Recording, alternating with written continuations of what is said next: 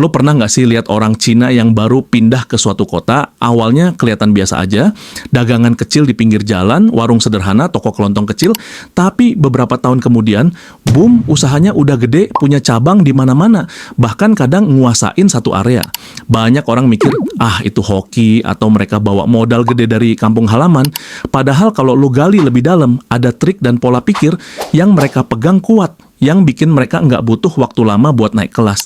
Dan cerita ini bukan soal mitos atau rahasia gelap, tapi soal kebiasaan sederhana yang kelihatan sepele, cuma karena konsisten dijalanin, hasilnya bikin mereka jauh lebih cepat kaya dibanding kebanyakan orang.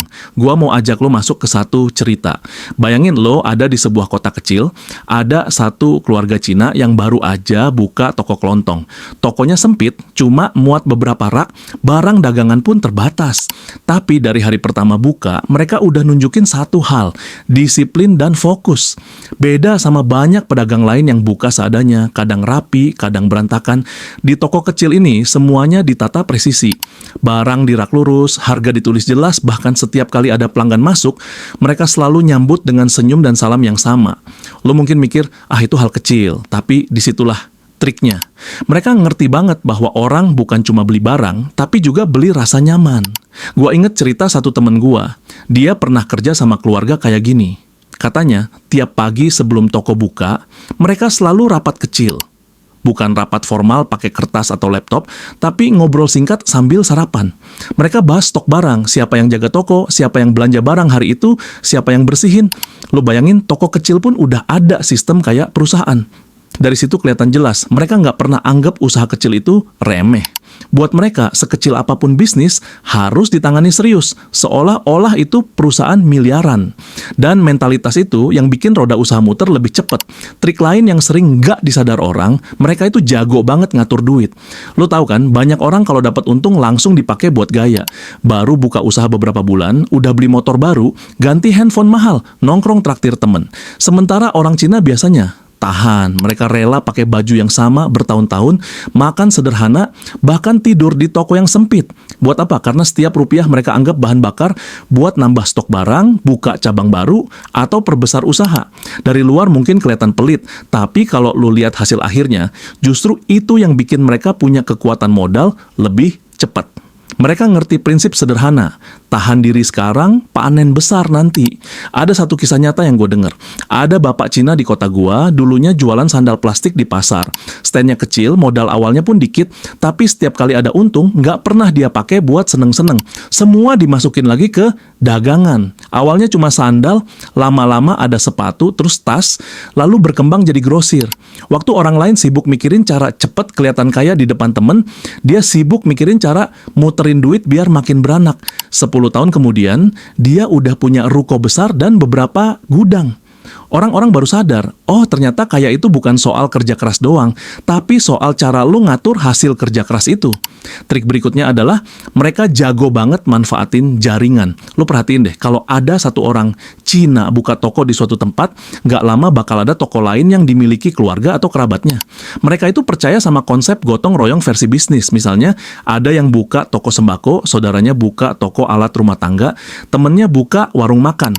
Dari situ mereka saling tarik pelanggan. Orang yang beli beras bisa diarahkan buat beli panci di toko sebelah, abis makan di warung bisa sekalian belanja kebutuhan di toko satunya.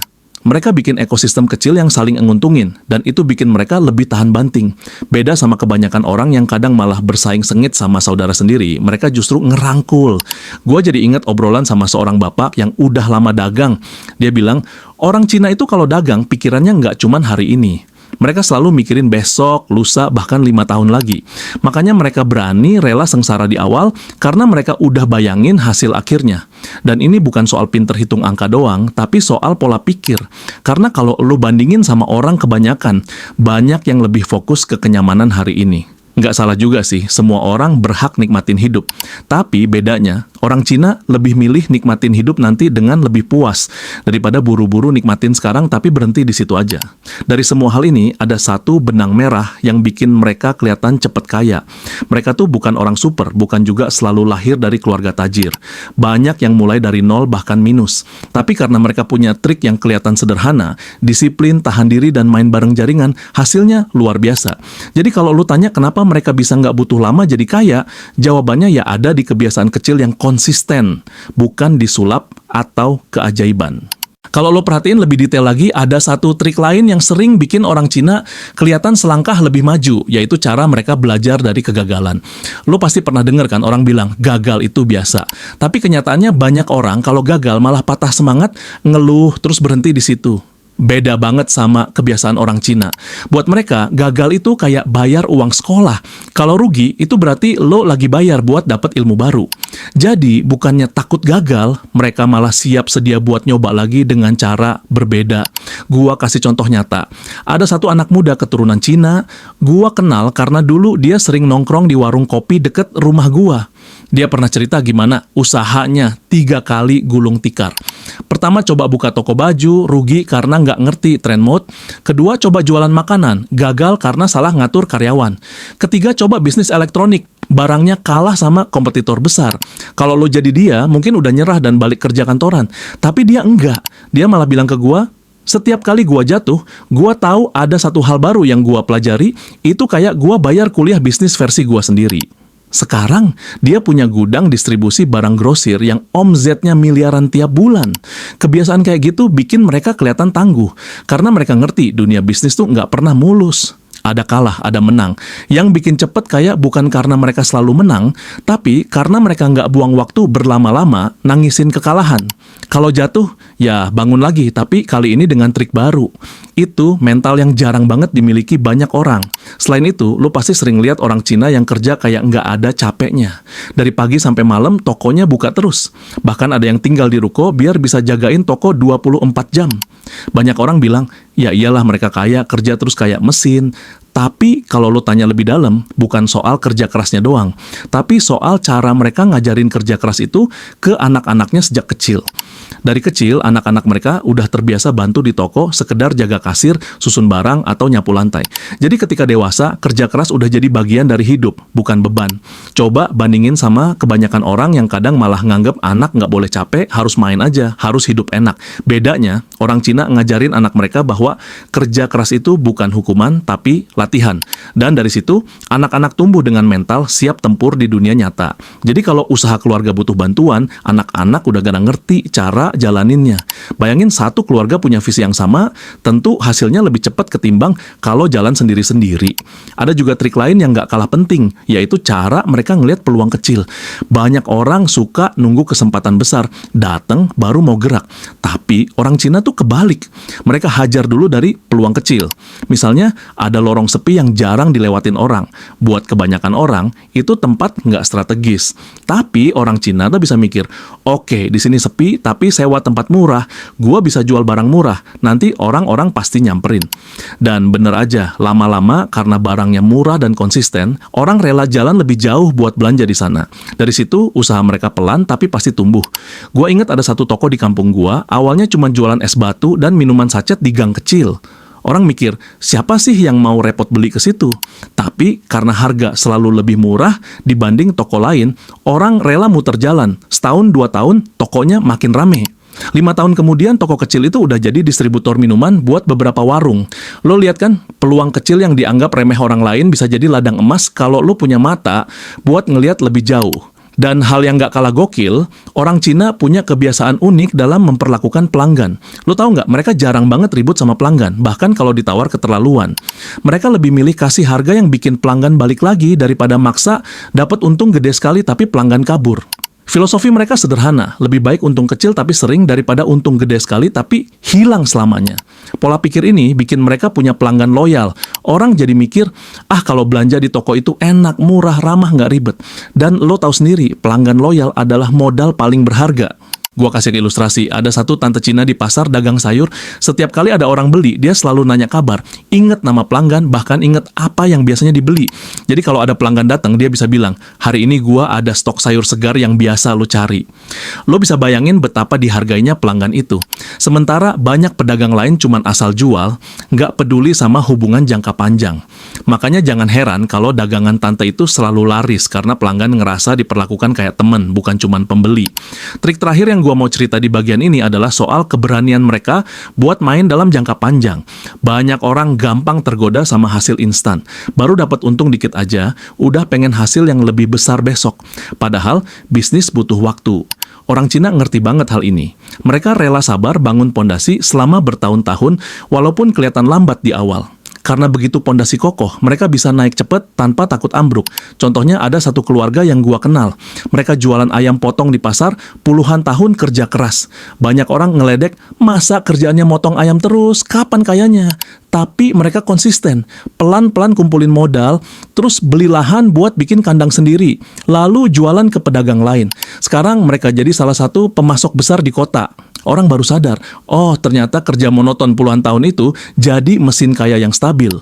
Dan semua itu karena mereka berani main di jangka panjang, bukan buru-buru cari hasil cepat. Lo mungkin sekarang udah mulai kebayang kenapa orang Cina kelihatan nggak butuh lama buat jadi kaya. Tapi ada satu hal yang sering banget kelewat dari mata orang luar, yaitu cara mereka menghargai ilmu. Banyak orang mikir orang Cina cuma pinter ngitung duit. Padahal yang bikin mereka kuat itu karena mereka selalu belajar. Bukan belajar dari sekolah doang, tapi dari siapa aja dan apa aja. Lo lihat, di toko-toko kecil, anak-anak muda yang jaga sering kelihatan nyimak waktu orang tua mereka ngobrol sama pemasok. Dari obrolan sederhana soal harga, soal cara atur stok, mereka dapat pelajaran nyata. Dan itu lebih berharga daripada teori yang nggak pernah dipraktekin. Pernah ada cerita satu anak muda, keturunan Cina di kota gua, awalnya cuma jadi tukang angkut karung beras di toko keluarganya. Tiap hari keringetan, angkat turunin barang. Tapi sambil kerja, dia selalu dengerin gimana bapaknya nego harga sama pemasok, gimana ibunya ngatur utang piutang, gimana kakaknya catat barang keluar masuk. Dari situ, tanpa disadari, dia udah belajar sistem bisnis yang lengkap. Beberapa tahun kemudian, pas dia buka usaha sendiri, semua ilmu itu langsung kepake. Jadi, walaupun kelihatan kerja kasar, sebenarnya dia lagi kuliah bisnis gratis tiap hari. Trik lain yang nggak kalah penting adalah cara mereka bergaul. Orang Cina biasanya punya komunitas yang solid. Mereka sering kumpul, bukan cuma buat seneng-seneng, tapi buat ngobrolin bisnis. Dari situ, informasi ngalir cepet. Ada barang murah, ada peluang usaha, ada cara ngatasin masalah, semua dibagiin. Bandingin sama banyak orang yang kalau nongkrong isinya cuma gosip atau pamer. Lo bisa lihat bedanya. Nongkrong jadi ladang ide, bukan sekadar buang waktu. Dan ini juga alasan kenapa mereka selalu kelihatan lebih duluan tahu peluang dibanding orang lain. Selain itu, mereka punya kebiasaan nabung yang super disiplin. Nggak peduli berapapun penghasilan, selalu ada yang disisihin. Lo mungkin lihat mereka hidup sederhana, jarang pamer barang mewah, padahal duitnya ada. Itu karena mereka percaya satu hal. Duit yang ditahan hari ini bisa jadi mesin uang besok. Mereka nggak buru-buru belanja hal yang cuma bikin gengsi, tapi lebih mikirin apa yang bisa bikin duit mereka beranak.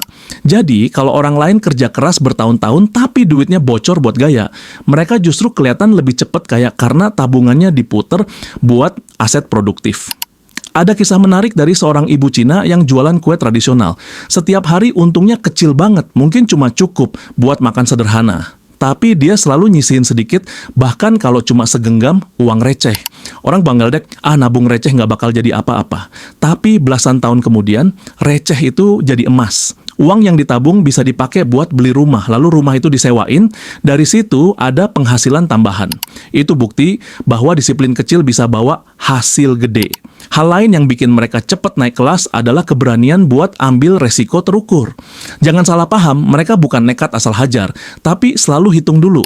Kalau peluang kelihatan masuk akal, mereka berani all out. Misalnya ada tawaran buka cabang baru di lokasi strategis, mereka nggak nunggu lama. Banyak orang ragu-ragu, takut gagal, akhirnya kesempatan keburu diambil orang lain.